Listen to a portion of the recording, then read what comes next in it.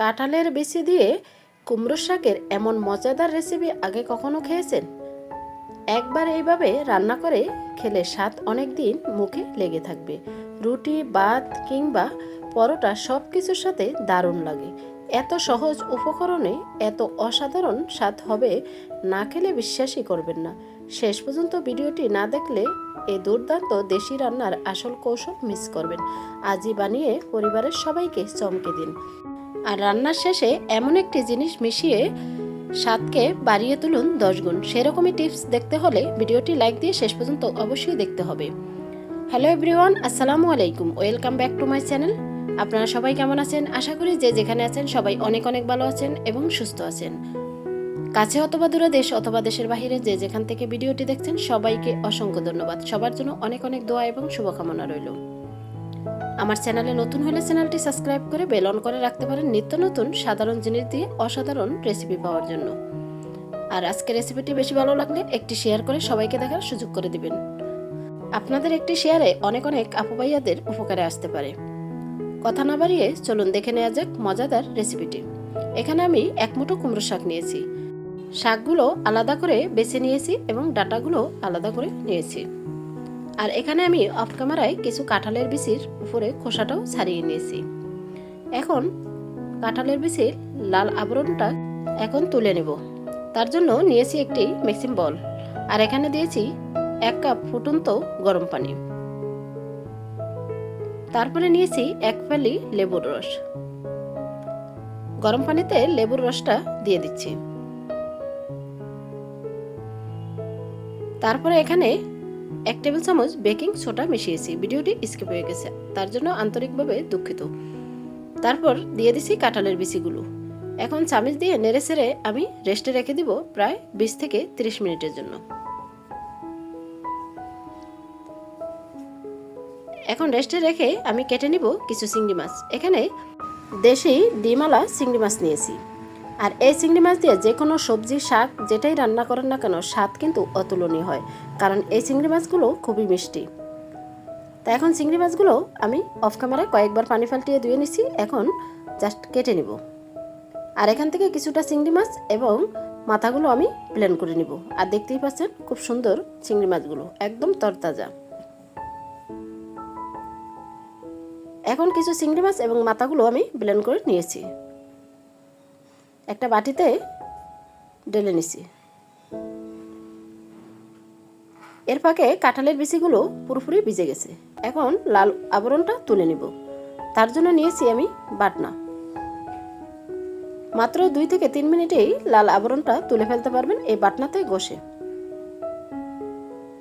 সবটুকু কাঁঠালের বিচি দিয়ে দিচ্ছি বাটনাতে। তারপর 2 হাত দিয়ে 2 থেকে 3 মিনিট ঘষে নিচ্ছি। বন্ধুরা, ভিডিওটি স্কিপ না করে শেষ পর্যন্ত দেখুন। স্কিপ করলে মজাদার রান্নাটাই মিস করবেন। কম বেশি সবাই আমরা কিন্তু শাক খুবই পছন্দ করি। কিভাবে শাক রান্না করলে অতুলনীয় স্বাদ হবে সেরকমই টিপস সহ আজকের ভিডিওতে শেয়ার করছি। দেখতেই পাচ্ছেন 2 থেকে 3 মিনিট কাঁঠালের বিচিগুলো পরিষ্কার হয়ে গেছে। এখন আমি ঠান্ডা পানি দিয়ে ধুয়ে নেব।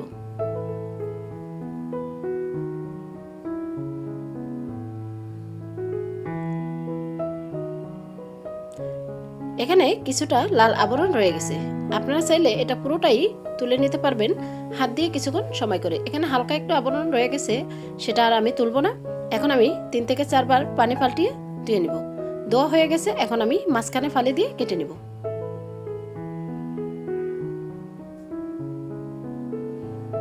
ঠিক এইভাবে লম্বা আকারে মাঝখানে ফালি দিয়ে কেটে নিব। কাঁঠালের বিচি দিয়ে যদি কখনো কুমড়ো শাক রান্না করে খেয়ে না থাকেন, বাসায় একবার ট্রাই করে দেখতে পারেন। ছোট থেকে বড় সকলেই কিন্তু খুবই পছন্দ করবে। যারা শাক খায় না তারাও কিন্তু খুব পছন্দ করবে। আমরা অনেকেই কিন্তু কাঁঠালের বিচি পছন্দ করি, কাঁঠাল কিন্তু পছন্দ করি না। তাই কাঁঠালের বিচি দিয়ে এরকমই মজাদার রান্না আমার চ্যানেলে অনেকগুলোই দেওয়া আছে, চাইলে আপনারা ভিজিট করে আসতে পারেন। আর আমার চ্যানেলে নতুন হলে চ্যানেলটি সাবস্ক্রাইব করে বেল অন করে রাখতে পারেন নিত্য নতুন মজাদার রেসিপি পাওয়ার জন্য। আমি এক এক করে সবগুলো কাঁঠালের বিচি কেটে নিয়েছি। এখন আমি একটা বাটিতে তুলে নেব। এখানে 2 থেকে 3 বার পানি পাল্টিয়ে ধুয়ে নেব, যেহেতু কাঁঠালের বিচিতে অনেকটাই কষ থাকে। তো 3 থেকে 4 বার পানি পাল্টিয়ে দেওয়া হয়ে গেছে। এখন চলে যাচ্ছি রান্নার প্রসেসে। প্যান বসিয়ে দিয়ে দিচ্ছি পরিমাণ মতো সয়াবিন তেল। তেলটা পুরোপুরি গরম করে নিচ্ছি। এখন দিয়ে দিচ্ছি চিংড়ি মাছগুলো। চিংড়ি মাছগুলো মুচমুচে করে ভেজে নিব। এখন অ্যাড করে দিচ্ছি স্বাদ মতো লবণ। লবণটা দিয়ে বেশ কিছুক্ষণ ধরে চিংড়ি মাছটা ভেজে নেব।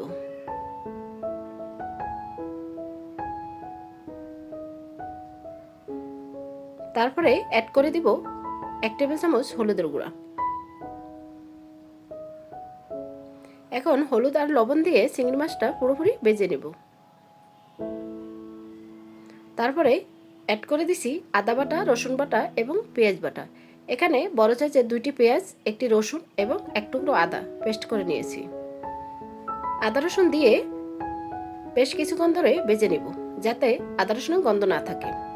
ভাজা হয়ে গেছে। এখন অ্যাড করে দিছি 1/2 টেবিল চামচ ধনিয়ার গুঁড়া, 1 টেবিল চামচ মরিচের গুঁড়া, 1 টেবিল চামচ ভাজা জিরার গুঁড়া। আগে যেহেতু হলুদের গুঁড়াটা দিয়েছি, তাই পরে আর হলুদের গুঁড়াটা দিচ্ছি না। এখন বেশ কিছুক্ষণ ধরে কষিয়ে নিচ্ছি। এখন অ্যাড করে দিছি সামান্য পরিমাণ ফুটন্ত গরম পানি। পানিটা দিয়ে মশলাটা পুরোপুরি কষিয়ে নেব। বন্ধুরা, ভিডিওটি স্কিপ না করে শেষ পর্যন্ত দেখুন। আশা করি আজকের মজাদার রেসিপিটি আপনাদের কাছে অনেক অনেক ভালো লাগবে। বেশ কিছুক্ষণ ধরে কষিয়ে নিয়েছি। এখন দিয়ে দিচ্ছি যে চিংড়ি মাছটা আমি ব্লেন্ড করে নিয়েছি সেটা দিয়ে এখন আবারও কিছুক্ষণ কষিয়ে নেব, যাতে পুরোপুরিভাবে চিংড়ি মাছের গন্ধটা চলে যায় আর কষানো পারফেক্ট হয়ে যায়। এখন আমি বেশ কিছুক্ষণ ধরেই কষিয়ে নিচ্ছি। এখন ঢাকনা দিয়ে ওয়েট করব 5 থেকে 7 মিনিট। 7 মিনিট পর ফিরে আসছি। দেখতেই পাচ্ছেন পুরোপুরিভাবে মশলাটা কষানো হয়ে গেছে। এখন কিছুক্ষণ নেড়ে ছেড়ে নিচ্ছি। তারপরে অ্যাড করে দিব কাঁঠালের বিচিগুলো। কাঁঠালের বিচি দিয়ে তারপর বেশ কিছুক্ষণ ধরে কষিয়ে নেব। যে কোনো রান্না যদি একটু সময় ধরে কষিয়ে রান্না করতে পারেন, সেই রান্নাটা একবার যে খাবে সেই আপনার প্রশংসা করবে। এখন বেশ কিছুক্ষণ ধরে কাঁঠালের বিচিটা আমি কষিয়ে নিচ্ছি।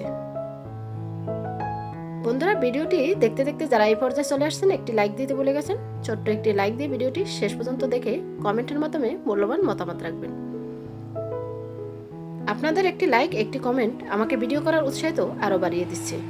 আপনাদের এত সুন্দর সুন্দর কমেন্ট পেয়ে সত্যি আমি খুবই আনন্দিত। আপনাদের সবার জন্য মন থেকে অনেক অনেক দোয়া এবং শুভকামনা রইল।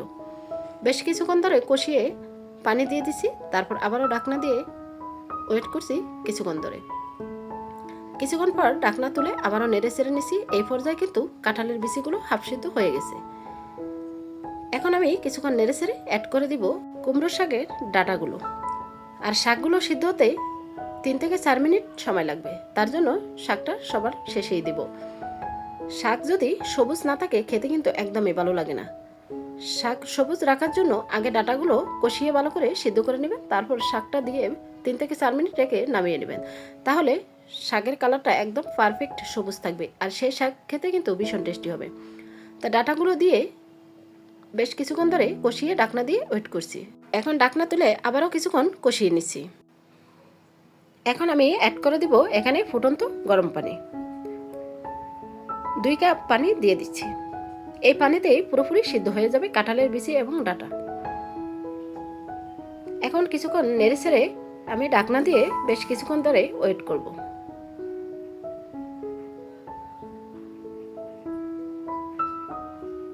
বেশ কিছুক্ষণ পর ফিরে আসছি। দেখতেই পাচ্ছেন পুরোপুরিভাবে কাঁঠালের বিচি এবং ডাঁটা সিদ্ধ হয়ে গেছে।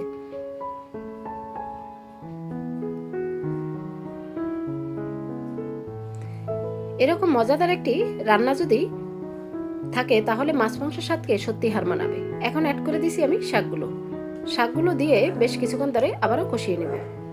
এই পর্যায়ে চুলার আঁচ বাড়িয়ে দিয়েই কষিয়ে নিতে হবে।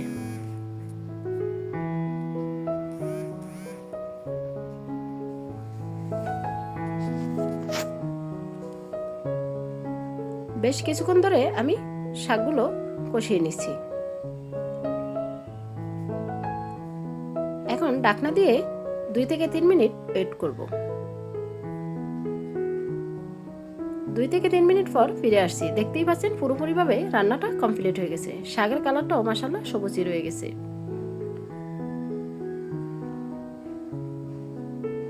আর এখন একদম পুরোপুরি কাঁঠালের বিচিগুলো সিদ্ধ হয়ে গেছে।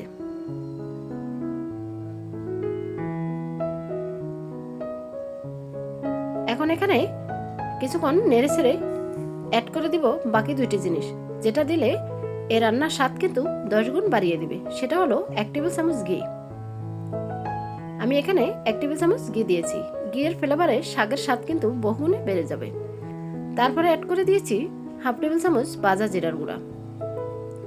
আপনাদের হাতের কাছে ঘিটা না থাকলে স্কিপ করতে পারেন। ঘিটা সম্পূর্ণ অপশনাল, ঘি দিলে কিন্তু ভীষণ টেস্টি হবে, তার জন্যই ঘিটা আমি অ্যাড করেছি। যে কোনো রান্নাতে ঘিটা দিলে কিন্তু খেতে ভীষণ টেস্টি হয়। রান্নাটা কমপ্লিট হয়ে গেছে। এখন পরিবেশন করে দেখিয়ে দিচ্ছি কতটা লবণীয় হয়ে গেছে কাঁঠালের বিচি দিয়ে মজাদার কুমড়োর শাকের রেসিপি। তাই ধৈর্য সহকারে ভিডিওটি শেষ পর্যন্ত দেখার জন্য সবাইকে অনেক অনেক ধন্যবাদ। তাই এক এক করে সবটুকু শাক একটা বাটিতে আমি তুলে নিচ্ছি। এরকম মজাদার শাক রুটি এবং পরোটা বা ভাতের সাথে বেশ জমে যাবে, খেতে কিন্তু দারুণ লাগে। আর দেখেই বুঝতে পারছেন কতটা মজার হতে পারে। তো আজকের মতো এখানেই বিদায় নিচ্ছি। আবারও দেখা হবে আপনাদের সাথে নেক্সট কোনো রেসিপির সাথে। ততক্ষণে আপনারা সবাই অনেক অনেক ভালো থাকবেন এবং সুস্থ থাকবেন। নিজের খেয়াল রাখবেন, পরিবারের খেয়াল রাখবেন, আর সবাই সবার জন্য দোয়া করবেন। আসসালামু আলাইকুম রহমতুল্লাহি ওয়া বারাকাতুহু। আল্লাহ হাফিজ।